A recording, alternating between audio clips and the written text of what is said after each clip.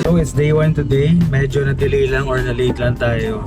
Pero nandun na yung team natin, heading by Miss JD and kasama niya si Dominic. Tapos yung baristas natin si Mitch at si Neil. So medyo lipas lang tayo ng morning since coding tayo today.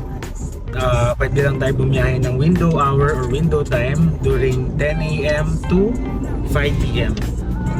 So I'm heading to NU ngayon para makapag-network ako later para makilala ko naman yung mga executives natin.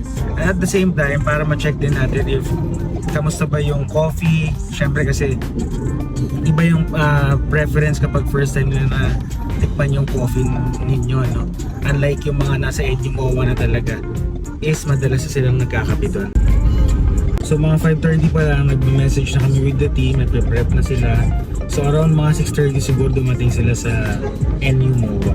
And yun, nag-prepare agad sila tapos naggawa agad ng shot.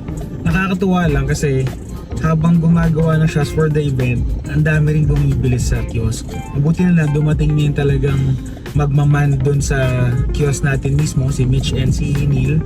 So nakakapagbenta o nakakapag-sell pa sila. Parang salute din sa team natin kasi around mga 1 AM to 1:30 AM nag-chat pa, nag-discuss pa kami. So for sure wala din silang tulog.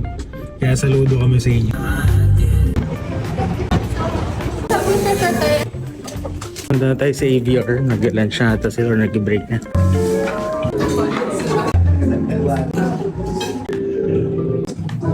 Dito na tayo, medyo madami lang hot. So tomorrow, maglipat daw kami ng or magpalit kami sa ice. Yes.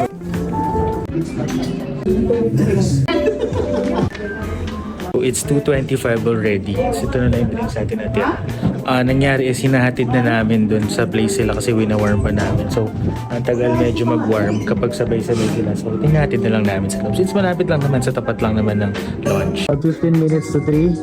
So may shoutout ba tayo? Wala? Ano naman?